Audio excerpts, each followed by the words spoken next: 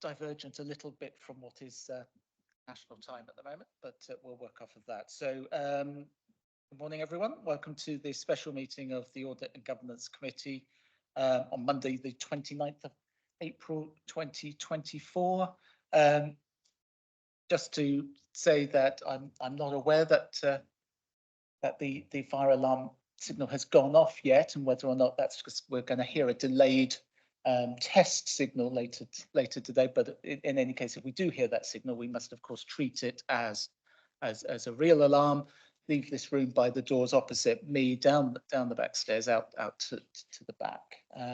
Don't return into the building until somebody officially tells you that you may do so. So first up, just to remind everybody, of course, these meetings are recorded and broadcast. So I'm looking forward to a very calm and considered debate this morning on the various items. And first up, just to record apologies. I have been sent apologies from Councillor Lucioni. She's not able to make this morning, and the Chief Executive does intend to join us this morning, but she has alerted me to an urgent matter this morning. That means she cannot attend as of this time, but she'll be making every effort to get here. Any other apologies? Do we know if Councillor Redrup will be coming along? Yes. Okay. And Councillor Churchman, do we? She is expected, right? It's okay. There's always a potential for difficulties on our roads, of course. And so item 2 is the minutes of our previous meeting. I'll move from the chair that we confirm those as a true record of the minutes of the meeting held on 18th of March 2024. Any amendments first to that before seconded? Otherwise, are we in agreement on that? Take a show of hands. Very much, and sign them. She's at the bottom. Yeah, that's it. Should have remembered by now.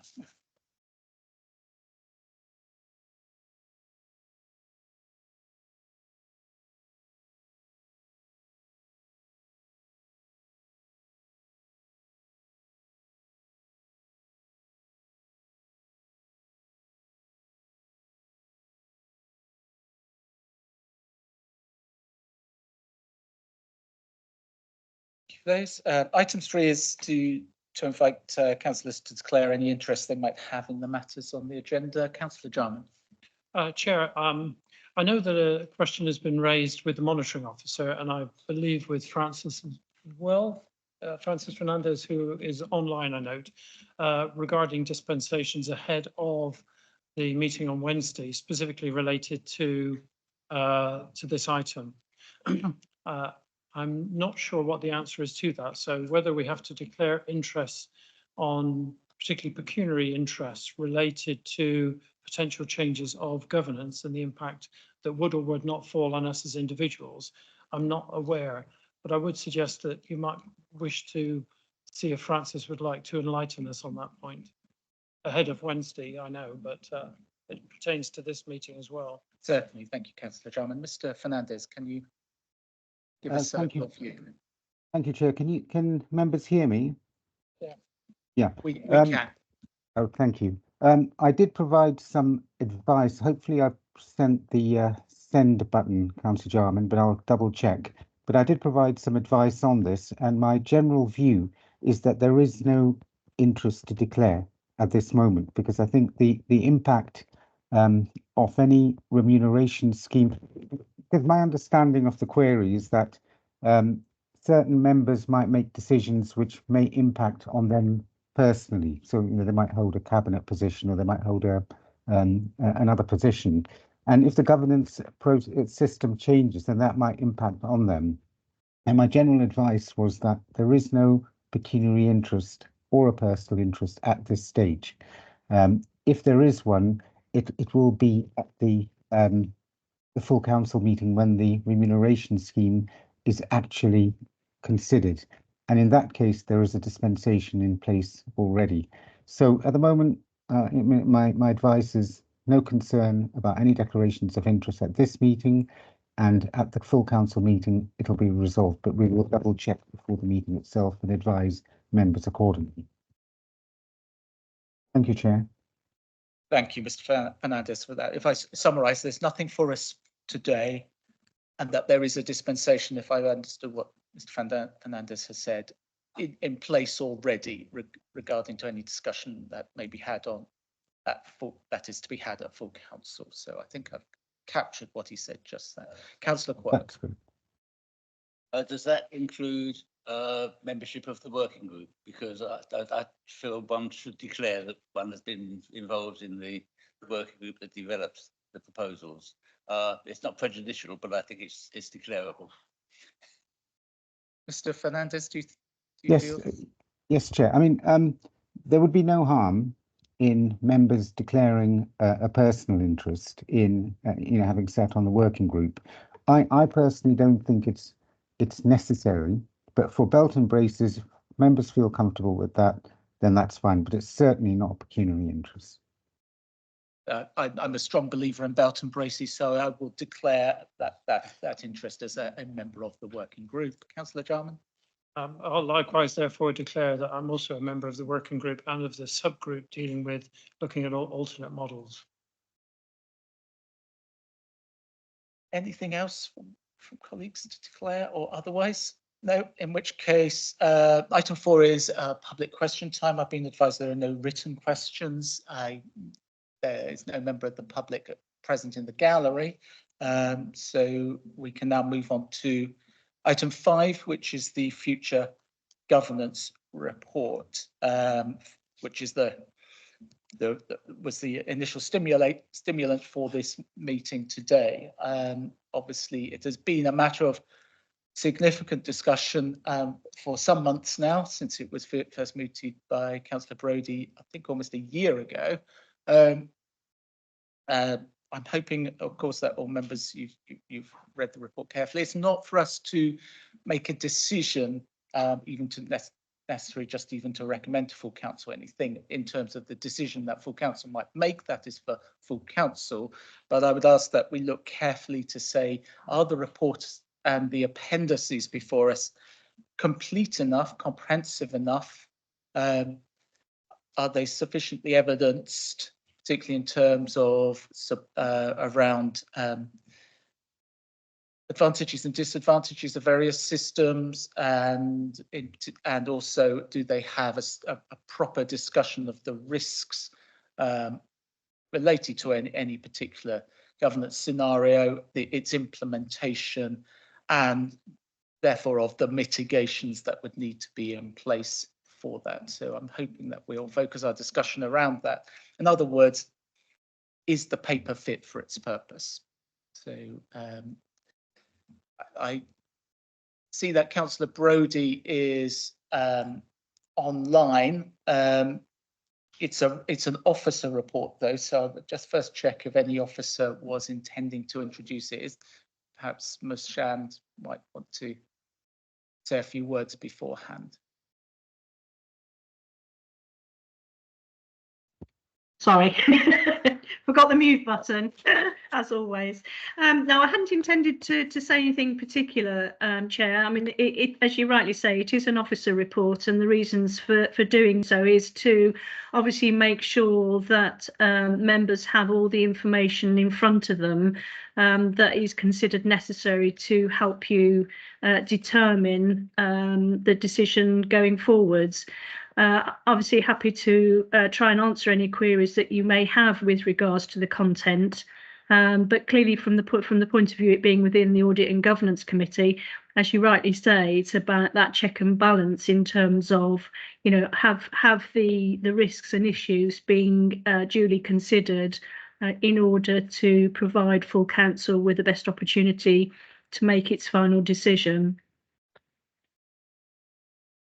Thank you for that. And colleagues, if you don't mind, and if Councillor Brodie wishes to, as he has been chair of the Future Governance Group, if he might want to comment ahead of our discussion. Councillor Brodie. Yeah, thank you, Chair. Just very briefly, I think the report will provide every member of this council with all the information they require to make a decision on Wednesday evening at the extraordinary full council. In my lunchtime, I will have with Democratic Services a motion to facilitate a decision to be made from the Chief Executive's report. That should be with all members early afternoon, I would imagine. That would go via Mr. Wiggins, who I think is in the corner there. That motion will provide a suggestion of the implementation date of a change to a governance system if the council chooses to do so, and will stick with what the decisions of the working group have been so far. Once that motion is tabled, I anticipate there will be potentially amendments regarding the implementation date, and certainly regarding whether a future leader of the council should chair the planned policy, resources and finance committee. There may be other amendments, but I would certainly anticipate that for those two areas which have perhaps been the most controversial. But other than that, Councillor Garrett, I don't think there's anything I've got to add. Rightly, this is a significant decision to be debated democratically at extraordinary full council, and I would assert very strongly that the report covers everything that members will require to have before them for Wednesday evening. Finally, just to thank the officers who've been involved in this. Obviously, you've heard from Claire Shand there. Obviously, Francis Fernandez has been very involved in this as well, and the Chief Executive has been very supportive throughout this process. It is a year in May's annual meeting then since I first broached this subject. We've been accused of rushing this. I don't think we have, but a decision will be made on Wednesday night. Thank you very much. Thank you, Councillor Brodie, for that, and certainly, and I'd also echo and concur with your comments about the hard work that officers have put into working this up to get to this position. I prayed in aid the phrase of the former leader of the council of working at pace, but this is very much a pace that is more in line with Usain Bolt than with others, I guess. But certainly we have very comprehensive papers before us. So having in mind those kind of sort of overarching things to consider, I'll open it up to asking questions. But first, I'm aware that Councillor Redrup, you're welcome. I should invite you to declare any interest if you have any. You don't have. Not boring at all. Okay, colleagues, Councillor Quirk, I think you were first to indicate. As one that's been involved in the working group for the last 12 months and sort of fairly integrally involved in just about every meeting that's had, we've come up with a framework. I think that the document that the officers have produced accurately reflects the framework that we've come up with. Although I think it's a bit light on the disadvantages of putting it off for a year, I don't think it's worth editing it at this stage. I think it accurately does show that the intention of the working group. So I endorse it. Thank you for that. Councillor Churchman, welcome. Your apologies are accepted, of course. I'll invite you just to declare any interest if you have any.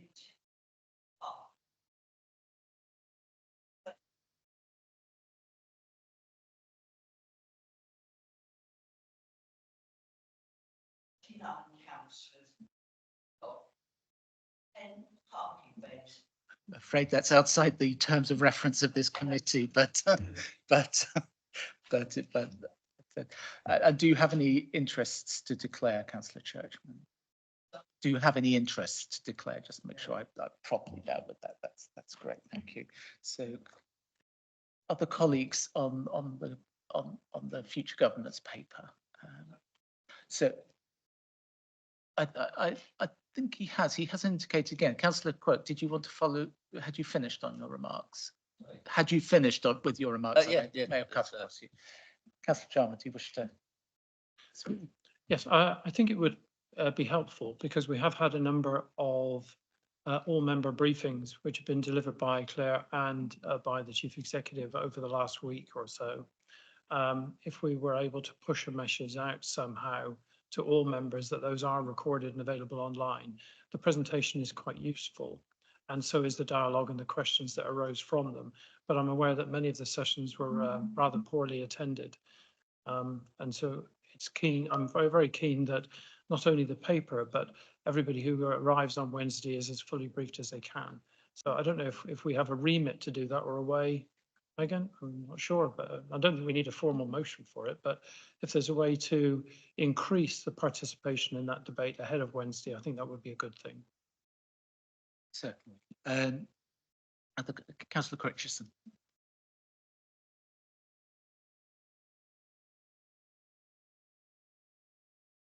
Chris.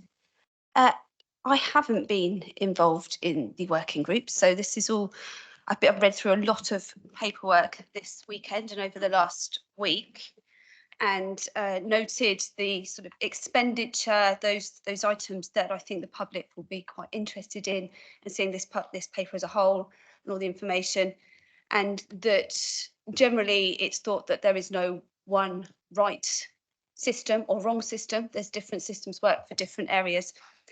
And I feel like there's been quite a lot of money spent on maybe changing something for the sake of it, looking through the paperwork. And so that was coming out that maybe we hadn't investigated the hybrid system a little bit more and making use of the policy committees that we could have. So I think all groups are involved in all our committees at the moment already. So I was just sort of looking at the different options in that way. And I felt that there was obviously quite a lot of risks come out of the risk matrix on there, a lot of red areas that I thought was quite worrying, and that the disadvantages did kind of outweigh the advantages in my point of view. I know Councillor Quirk sort of said the other way around. I did think that we needed to make sure we were doing it at the right pace, and I'm not sure Usain Bolt's pace was necessarily the best way to do it. So that was my thoughts on the paper. So I did feel like it gave me a lot of information and was extensive, but it did highlight those things for me. Thank you. Thank you.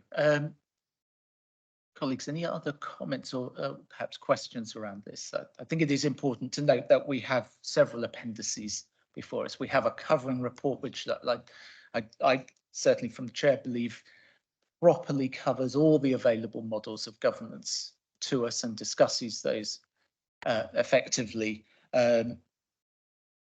We do then have an appendix upon a proposed committee structure. I think it's important to note that any proposed structure is always amendable as if it were adopted, as things would evolve. Certainly it was my experience that year on year councils would tweak everything from the name to the whole terms of reference of committees to make them the most effective that they could be for the public that they served. We have a paper on the financial implications. I think it's important for us to note that the preferred model for meetings does lead to a slightly greater potential spend than is currently spent on our democratic arrangements. But that would, of course, like anything which is an estimate, can only ever be an estimate until we get to the year end and an assessment of that.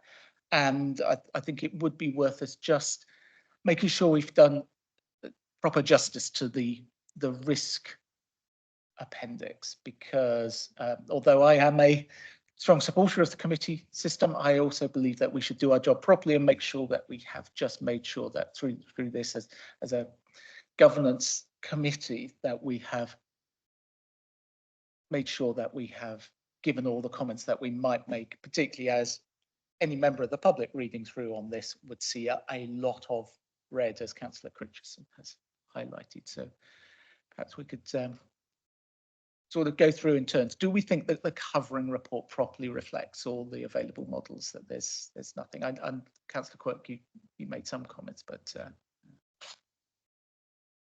nothing in life is risk-free. You have to sort of try to mitigate the risks. I think that the officers over the past 12 months have worked hard to mitigate the risks. We've used external consultants. There's been a lot of work gone into this. The difference is the risk in terms of finance is minuscule, and it's probably more than made up for by cutting out a couple of allowances because of the fewer chairmen of committees rather than members of cabinet. So I don't see that there's any real issue there. My view is that this does adequately reflect the situation. It identifies risks. It also identifies mitigation for the risks. And to my mind, this paper is acceptable and should be submitted to full council. I'm quite happy to move that if you want. right. I'm trying to get a bit more discussion, but I know that, Councillor Quirk. Councillor Churchman.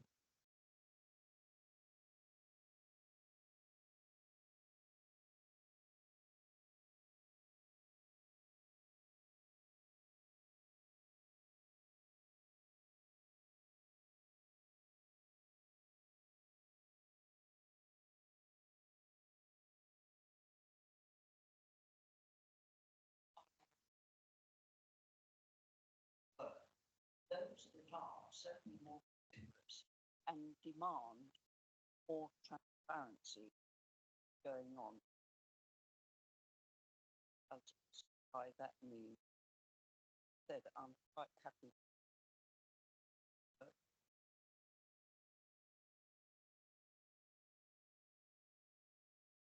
Councillor Critchison. Thank you, Chairman. Looking at the risk matrix, I think you wanted to sort of be a deeper dive into some of those things. Some of the things that came out for me was looking at the finance extracts, and that I think it came time and again. The short time scale will mean that more money will need to be spent, with extra support, and that I'm reading a lot that this risk needs to be accepted, and I'm not sure that we should just accept the risk without further information sometimes. And it talks about the short timescale is why we've identified the extra funding. And if it was done over a longer period, that perhaps that extra money wouldn't need to be spent on it. And we could do it within the resources that we have over a year. And that would seem like a more prudent option in my point of view from that. Looking at it from a public point of view, why are we spending more money on it to do it quickly? What would be the advantage of that? And that's some of the things I got out of that risk matrix. Thank you. Thank you for that. I think it's really important, given such a big decision, that we do try to draw out some of those thoughts, albeit they may be more matter for the minutes than for any particular resolution. Certainly, I've always paid great attention to the risk register when it normally comes through this committee. What I'm looking for is mitigation. What is the mitigation? And it is worth us noting that certainly under a couple of cases, several cases, in fact, it says this risk needs to be accepted.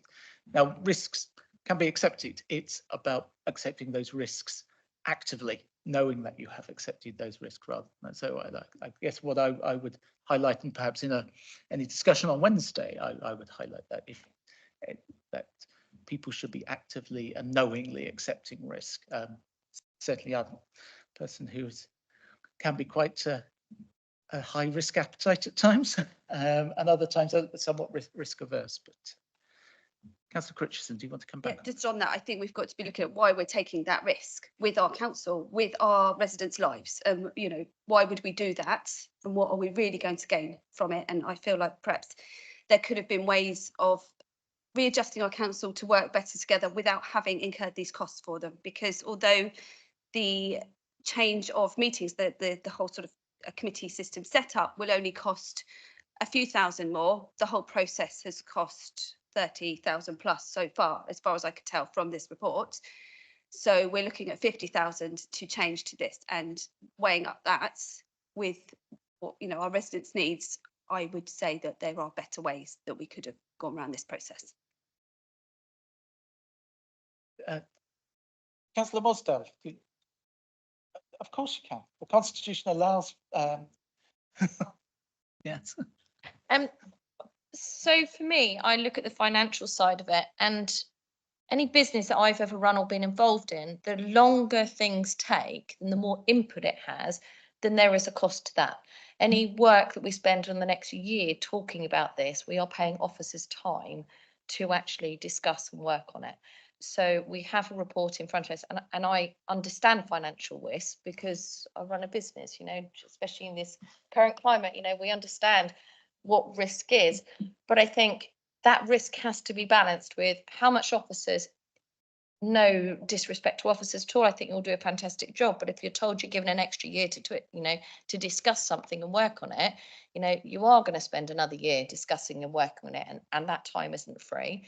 I think as part of the risk as well, we haven't seriously looked at how many of those positions who already get an SRA, those positions won't be required as part of this system.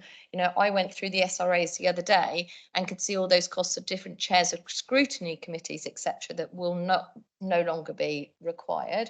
You know, that's part of that. Those two actually outbalance already how much we've already spent to get to this point. You know, that's quite clear when you look at it and balance it. So I think when I look at that risk register, I actually wouldn't rate it as high as it has been, because I don't think the balance has been made of the things that we're not going to be spending out on to do it, and how much discussion costs over a long period of time. It's just my personal opinion on it. Thank you for that, Councillor Wasdale. We should note, of course, the recommendations relating to councillors' allowances and remunerations are a matter for the independent remuneration panel. They may make a completely different decision from what we might consider they do, but yeah. But what I'm saying, what I'm just caveating it is one needs to be aware that they could make other decisions, and they may decide, if we were to adopt this system, to greatly enhance the allowances in many ways. But Councillor Jarman. Thank you, Chair. I think it's useful to think about the longevity of the project over the last year, and to reflect on the fact that the working group was itself politically proportionate. And so all groups and non-group members were able to be represented there, which is very useful. Many of those discussions were quite exhaustive. And indeed, in some instances, the matters were so debated and so talked out that the groups ran out of things to discuss. And that was certainly the case with the group looking at alternative models, that we got to a point where we could see no useful purpose in that group continuing. The other aspect to think here is that when the working group started to bring forward its conclusions, that those conclusions were initiated towards the end of last year and continue, I believe, with only one abstention and without any objections. So that broad level of support is to be commended, that the members were able to look beyond individual issues and look forward to a better way of serving our community. For those who are able to look at the recordings of the all-member briefings in the last week, one of the issues that came out for that, specifically as related to finance, was that the cost within democratic services for servicing those meetings can be covered within the existing budget envelope. So I think that was mentioned at least twice, maybe 3 times. I forget now. I think I attended all the meetings. And it's useful to know that that provision is accounted for, albeit that at this stage, we are uncertain how many of those meetings will actually be needed.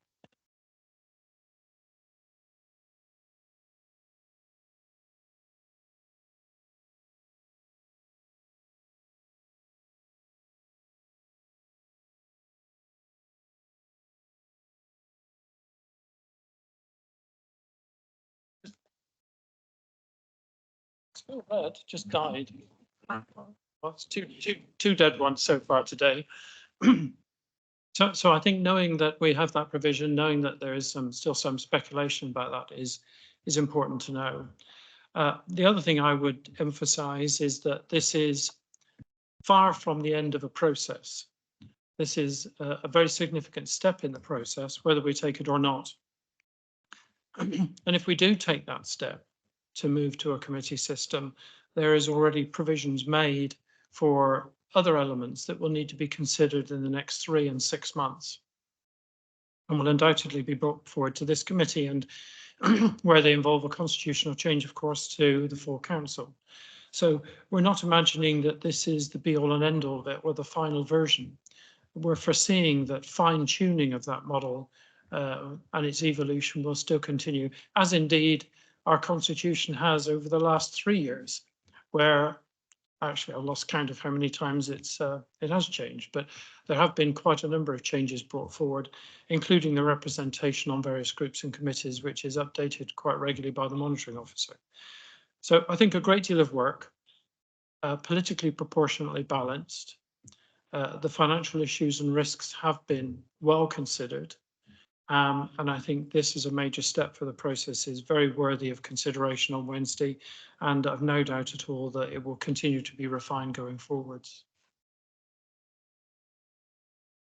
So thank you for that, Councillor Jarman, and for everybody. I've been trying to push you into making sure that we have covered this appropriately before we make a recommendation to full council, which I think, if I sort of like summarise what Councillor Quirk was suggesting, is that this report is comprehensive enough, with a proper discussion of the financial implications of moving to a different model of governance, and of the with a proper and discussion of the level of risk and of the mitigations relating to that. But probably more lengthily summarised than what you actually had proposed, Councillor Quirk. But did you capture my words, Megan? That'd be great. So I'll move my words from the chair then, with your agreement, Councillor Quirk, because you had suggested you would move something. Can I have a second on that? And then,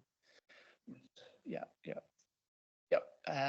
I just recognise, of course, that this is not saying anything about how any of us will be voting on Wednesday. So I want no member of the committee to feel that their feelings about the system's changes as proposed should stop them from feeling that the paper is fit enough for its purpose. So on that basis, may we go to a vote on that? Those in favour, please show. That is unanimous. I know Ms. Tuckwell is going to make sure that that's communicated to our colleagues as swiftly as possible, at pace, dare I say, ahead of Wednesday's discussion. And thank you. And once again, can I just, and now that the Chief Executive is in the room as well, reconfirm that I'm sure all of us are incredibly grateful to the officers who worked so hard, including the external consultants, to bring this to this position, and to have a report that is clearly fit for purpose for the debate on Wednesday. So thank you for that. If I can then move on to item 6, the financial regulations. May I turn to an officer to briefly, Mr. Downer, you'll introduce this for us.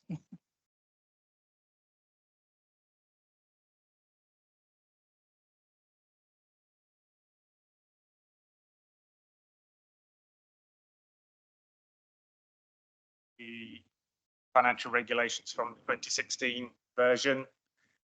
This is just generally housekeeping around format, job titles, for example. Secondly, the second step is an alternative version of the regulations is presented should the governance model change. This alternative version purely changes references from Cabinet to Policy, Finance and Resources Committee, and is recommended to ensure business continuity. Thank you for that. There is one typo in both of the reports, which I only picked up just over the weekend. It's the reference to HMRC. It is now His Majesty's Revenue and Customs, of course, since the passing of Her late Majesty, but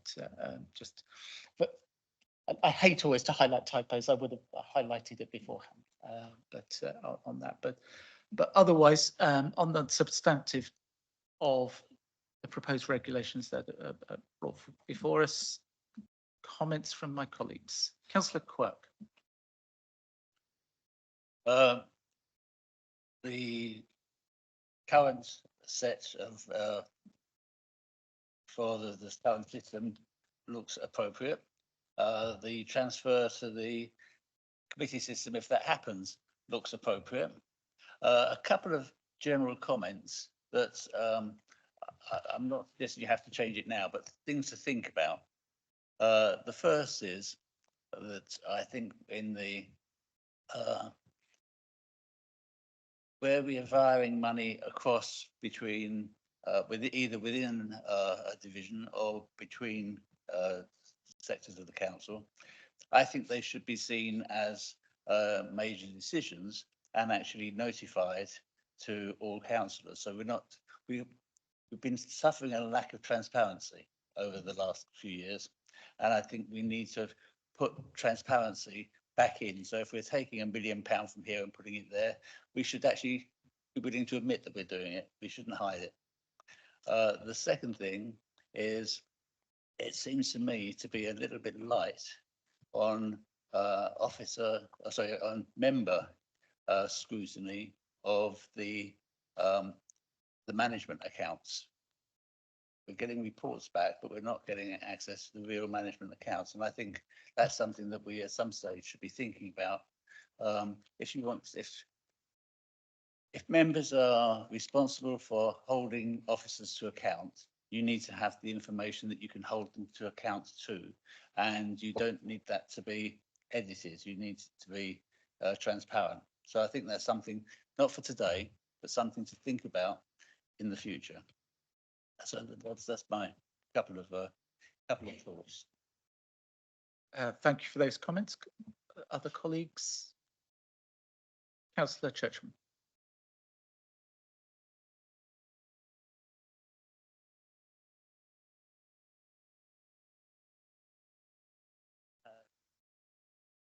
Other actually pay in, they should spending other people's money right. I didn't about it.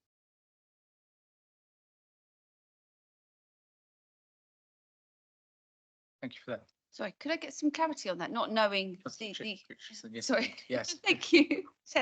Not knowing the ins and outs of the finance. Are we hiding things, and what sort isn't transparent? Because I wasn't aware that there were these issues, that we couldn't get that information if required from our finance team.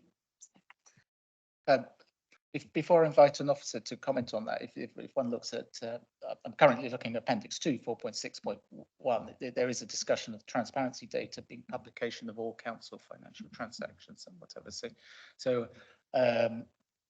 the word transparency definitely figures within these regulations. We previously had some discussions around the constraints that statute places us on, but is there an officer who wishes to kind of pick this up? Possibly the Section 151 officer would like to give some thoughts on transparency of financial data and what has to be worked with it. Yeah, thank you, Chair. There's obviously a number of layers to this, and in the first instance, in terms of the information that we report, as you mentioned, Chair, we report publicly online all of the council's transactions. So there's complete transparency of spend, and at a very detailed level at this stage.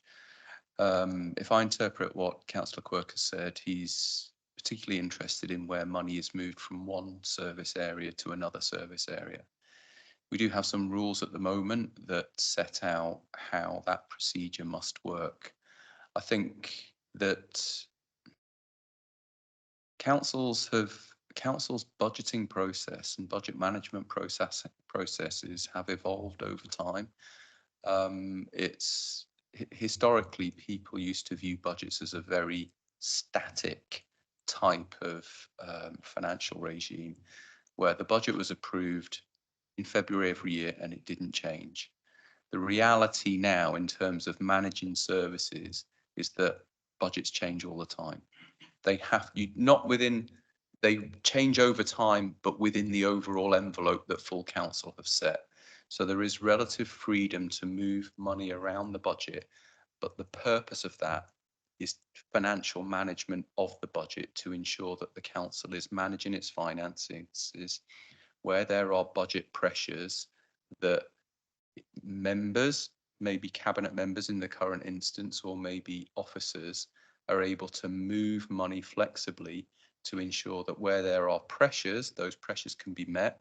And you'll recognise that most of our pressures are in our statutory services at the moment, whether it be adults and children's social care. That might mean compromises to discretionary services. So it's a fluid and dynamic situation now, not the same as it was historically. But that's not to say that there's not transparency. There's transparency, obviously, in the expenditure, as I've mentioned, but also in terms of the movement of budgets, which are reported through QPMR, the QPMR process as well. It's worthy of discussion. I accept that, and I think there is a discussion to have. But as far as I'm concerned, the transparency is there if it's asked for. Thank you for that. Councillor Jarman, was that an indication? Yeah, so I'd agree with what Chris Ward has just said. It seems inevitable that that fluidity is likely to be amplified going forward, certainly for the foreseeable future. The question is always what information we release and when we release it. And of course, there is a need for information to be timely.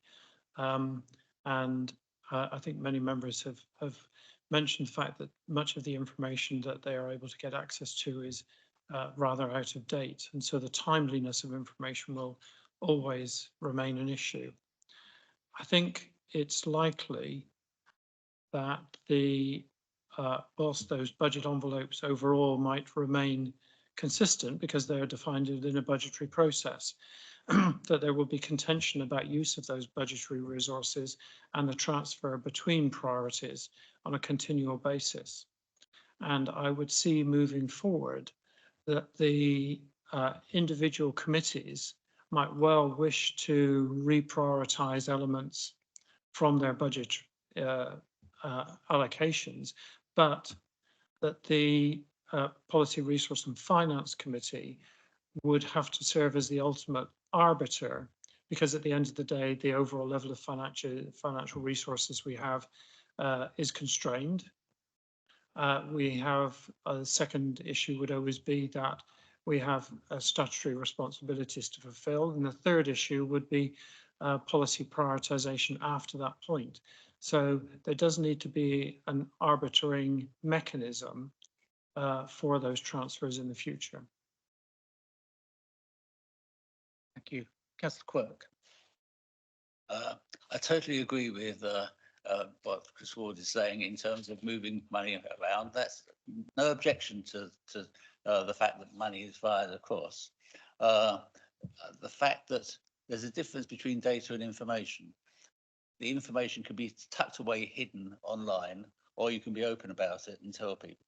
The people who are setting the budget should know when the budget they have set is being significantly altered. I mean, we're not talking about a little bit here and there, but if you're moving £1 million across into adult social care, the council should be aware of that and be aware where it's coming from and what the implications of that are, what the consequences are.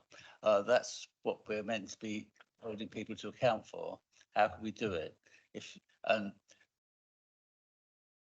The allowances for councillors do not provide you with having a little independent person going through the books, an accountant going through the books, finding things. They need to come to you. And I, as I said before, I don't think it's for today, but I think it is something that we would usefully look at in the future about how that information is actually sent out to the members. Thank you. And of course, to some extent, the nuance of that is whatever happens on Wednesday, there are two different pathways from that as well. But I think that's been well heard, and certainly something we would as a committee want to take on board. Whatever happens from Wednesday, rolling out to ensure that that members are satisfied there is a proper balance between efficient officer day-to-day delivery within budget and our knowledge as the people most accountable, for the expenditure. So if I've summarised that sort of correctly. Colleagues, are you happy for me then to move us to the recommendations that are before us about adopting these regulations, or did you want to explore something a little more? Councillor Jarman. I think it's worth remembering that under that committee system, there are no delegated decisions to individual members. And so individual members will not be making those unilateral decisions. I think what Councillor Quirk emphasised in terms of budgetary movements is very pertinent.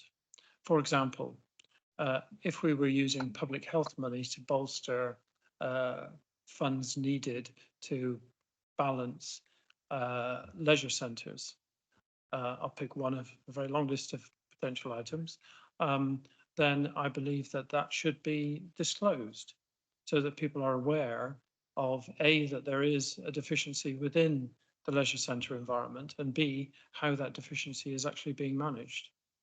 So those would seem to be fairly simple things to disclose, well known, but should not be hidden simply by saying, you know, we're covering the deficit in one way or another. It should be specifically how and where the source of those funds are from.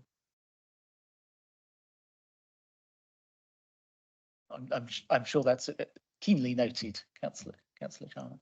But in terms of for today, are you content for me to move those recommendations or further comment on regulations first? So just again, thank you, Chair. I wasn't aware that information wasn't out there in general, because I thought there was information if put out there to say where areas that needed extra money, the budgets were there if we wanted to see them. So I wasn't quite sure what we the changes are. So if more explanation on why this was needed would be good. Thank you. I think Councillor Quirk has articulated well, and that it would be useful for us as members to draw our attention to what the principles in these regulations and how they're delivered, and whether or not as members we are comfortable. And I think we should be doing that on a regular basis, just to ensure that we the most people who are accountable in the end through the ballot box on these matters. That's not in any way. I want to reassure officers that any criticism of them, they deliver decisions quite rightly for the effective management of this council and its services. But I think I'm going to take it that I may move those recommendations, the ones that we do definitely need to consider, which are that the committee approves the financial regulations detailed in Appendix 1, and that the committee approves the alternative financial regulations detailed in Appendix 2 to be used should the council governance model change. Are you content with those?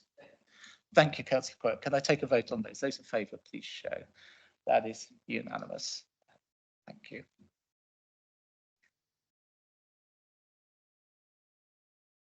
So, yeah, not much oxygen content in our water here, so try and breathe it. The item 7, we move on to that. This is following on from our discussion at our previous meeting around some concerns that were raised. Councillor Jarman raised at the last meeting. There have been some discussions since then. I've been very grateful to Councillor Jarman and work who are on this committee, and had a discussion with myself and the Chief Executive and others on Friday on a way to properly explore this issue. But I will invite Councillor Jarman, because you have very much led on this, if there's anything you wish to comment upon at this stage, or do you think we can move to where we got to on Friday? I think we can move fairly quickly to where we got to on Friday. I think we all know the genesis of this from our last meeting and from the corporate scrutiny meeting before that and the corporate scrutiny before that. And I think we are very keen to draw this to a conclusion at the earliest opportunity. To that end, we had prepared a briefing paper, which is not in the pack. It was previously reviewed, I know, by members of corporate scrutiny and members of this committee and others. But in terms of trying to be constructive and go forwards, what we are proposing now, and this was agreed with the chief executive last week, subject to the agreement of this committee, that we would commission a report on the constitutional provisions for alternate budgets and the delivery of same in the 2024-25 budget process. I believe that there is adequate material on this, both from what individual members have produced and from what external sources have already produced. And with the agreement of the chief executive, it was noted that that would be conducted by an independent professional to bring a report back, I would suggest, within 28 days to this committee. Seems a reasonable time frame. We don't want to draw this out longer than we need to. And I think we are extraordinarily keen to limit the definition of that work. So we have circulated over the weekend, and thank you, Chair, for your additions to that this morning, some draft questions that will form the basis of that report. We're trying to bound those and make it concise as possible.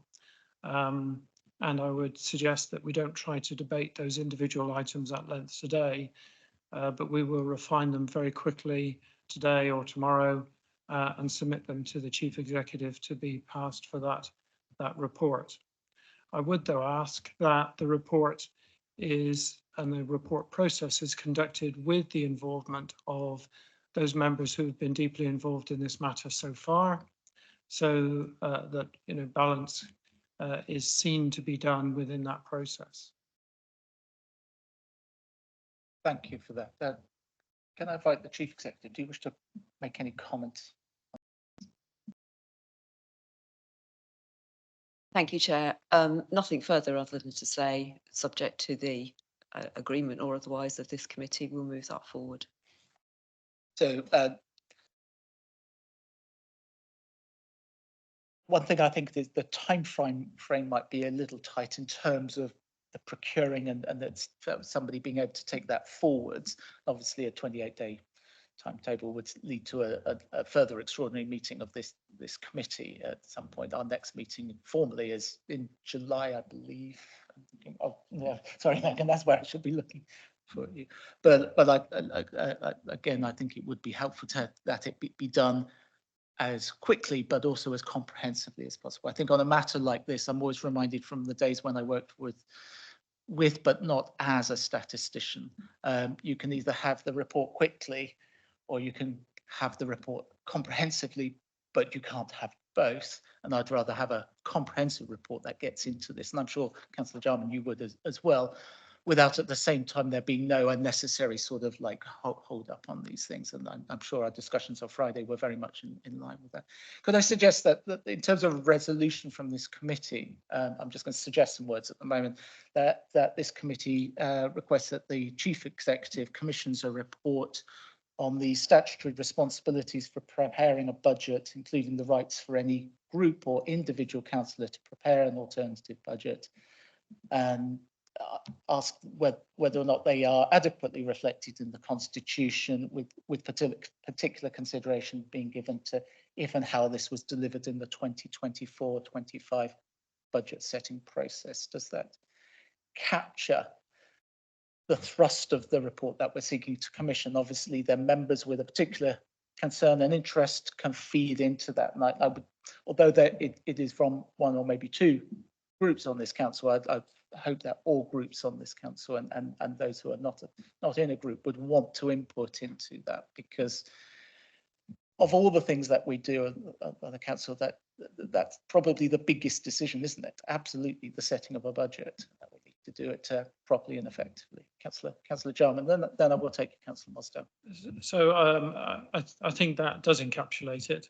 I think we might wish to, in the spirit of transparency and openness, ensure a number of things. For example, that all correspondence with that external consultant is copied to those members who've been involved in this to date, and that all of their correspondence with the external consultant is likewise copied to the officers involved in this to date.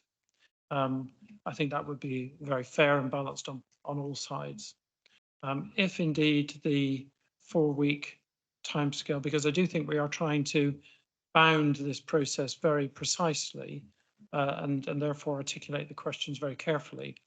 If that cannot be done in 4 weeks, then perhaps what we could aim for is a draft initial findings within 4 weeks and a final report no later than 8 weeks. Thank you. Councillor Mosdale. Thank you.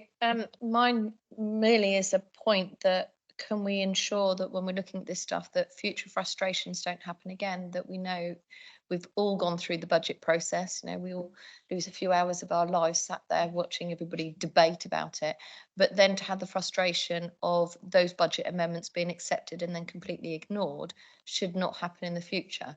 It really is pointless. You know, I've read all the financial papers there and, you know, section 3 about budget setting. You know, we are signing up today to a set of guidelines and then not actually adhering to them. You know, I've got numbers of examples where changes and amendments to the budget was made, but then not adhered to. So we don't want to see that happen in future. Maybe one of the reasons that I want to change from a cabinet system, that a committee system wouldn't allow that to happen, that democracy would be allowed, and anything that was voted for, you know, properly in full council would actually be carried out. Thank you for that. Colleagues, any other comments? Otherwise, I'm going to move those words. If you've captured those words that I set out as a move. Councillor Quirk? He is seconding. Can I take a vote on that? Those in favour of those, please show. Thank you very much. So all of us will liaise with the Chief Executive on the delivery of that, and hopefully that bounding has happened, that we can bring closure to this matter and do so in a very constructive and positive way that will inform particularly whether this council continues with a cabinet arrangement or moves to some other model of governance as of Wednesday, or well, as of whatever full council it might then resolve, annual council it might resolve. But thank you for that. Final item is members' question time.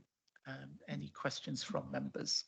There are none that have been pre-submitted, so otherwise I will close the meeting and thank everyone. Oh, you leaped in there just. Thank you. Could I ask that we reaffirm, I think, which something's been discussed at corporate scrutiny, I believe, here before, which is that all members should be informed of all delegated decisions at the present time. I'm aware that a number have been made, which I know they're listed on the website. Somewhat difficult to find at times. And in fact, typing in delegated decisions still takes us to the old website, not the new one. So it's not always very helpful, but that all member delegated decisions are communicated to all members. That's a question through me. Is there an officer who can help at this stage? But I'd like Chief Executive. Thank you, Chair. My understanding of the way the ModGov system works is that as soon as the delegated decision is advertised, all members receive a copy of that decision. And then there's a follow-up notification that is sent out to all members as soon as the decision is made. And then equally, I would need to check this, but I'm fairly sure that every time the forward plan is changed, which will put new delegated decisions on, there is notification that goes to all members. But if for some reason that isn't happening, then please let me know and I can check if there are any technical term glitches that we need to resolve. Councillor Richardson, did you have a? Just following up on that, I believe we were notified. I okay, didn't yeah. think, I'm not quite sure where Chris's question is coming from. So I'm a bit worried if we're not notified because. I think there may be a case for outside of this meeting, Councillor Jarman and the Chief Executive just having a discussion about, but certainly it's my experience is that the ModGov system does indeed alert us to a lot of things, including delegated decisions about to be made, etc., etc. So, but if Councillor Jarman, if you can liaise with the Chief Executive and maybe report back to colleagues. I can perhaps help a little bit. Some of the delegated decisions have a backdated timeline in them, which in some cases can be quite lengthy. And so getting the decision when it's published is very different to getting the decision when it's made. And in one case recently, there was a 3-month gap, I believe, between when the decision was made and when it was published. And all members got it when it was published, but did not get it when it was made. So the issue there is, well, one way of rectifying that would be to make sure that all delegated decisions cannot be backdated more than 7 days, for example. And therefore everybody would get due and timely notice of that, which would be very satisfactory. The other one is to make sure that members get the notification when the decision is made and not when it is published. But I agree with your sentiment and we can leave that to the Chief Executive to resolve. Thank you for that. Any other member questions? Otherwise, I'll make a second attempt at closing the meeting. Thank you all for your attendance. Thank you for those who've seen me through this year. Subject to what may happen over the coming full councils, I may see you in one way or another on this committee afterwards, but it has been an enjoyable year to be again in the chair, and I hope I've served you well, but I'll close the meeting at that point. Thank you.